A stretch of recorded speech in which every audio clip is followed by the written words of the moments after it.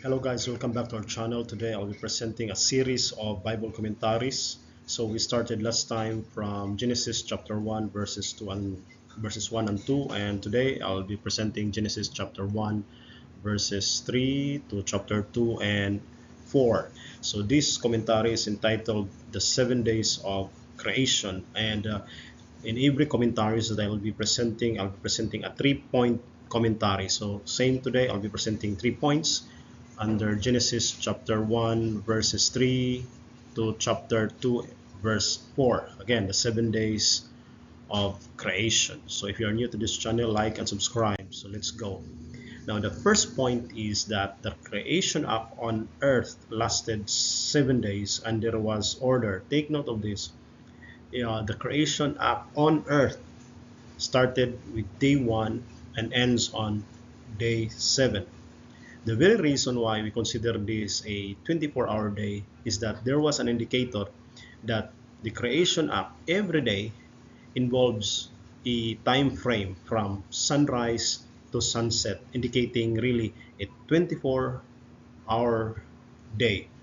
So the word day in this context is yom, which means day, a 24-hour day. And another thing is when God created things, there is some logic with it that God created things in order. He started first with light, dividing the expanse, the heavens, and the waters, and then here comes the dry land, and then the vegetation, the plants. Then he created seasons by introducing the sun, the moon, and the stars, and then also the swimming animals, the marine animals in water. And then on the sixth day, he created big animals in the land and together with the human beings. Now, God really do a systematic way of creating things, because if he created the animals, the human beings on the second day, then probably there is no land where they could have to live and survive. And God, take note, God created human beings as a full grown mature individual, because if God created babies, then they could have problems, getting, climbing, and surviving during the time. So take note of this. God created the animals right on the sixth day, and the human beings after he prepared creating the vegetation, the trees, and the fruits with it, so that they could have food. Because if God created vegetation after the animals and the human beings, then probably the animals and the human beings have nothing to eat.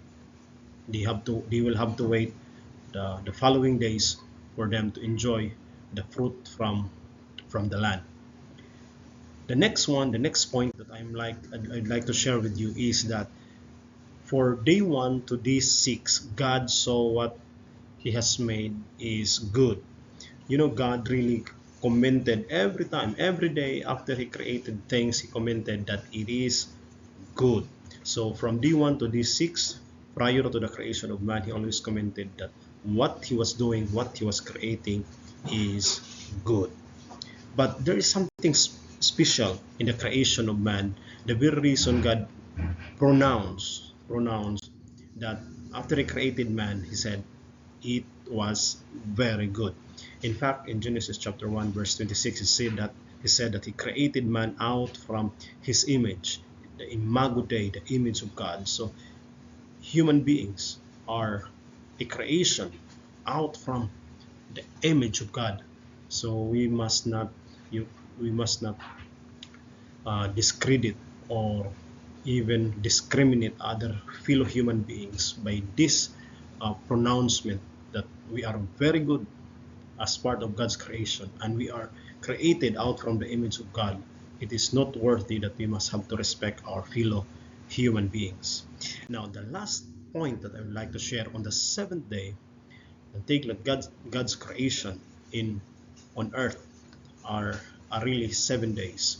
Now on the seventh day, this is something that he created not in the physical or in a spatial geographical setting, but he created something in time, something that marks uh, time, something that we, it's like a temple of time. And there are three things that he created. Number one, God on the seventh day he rested. He blessed and hallowed the day. Genesis chapter 2, verses 1 to 4. Take note of this, that God rested during that day is already done. He already done resting. However, the blessing and the hallowing of the day continues from that time of the day of the 7 days of creation until our day to day. Now, I hope you like our presentation. This is a very short commentary. See you next time. Like and subscribe.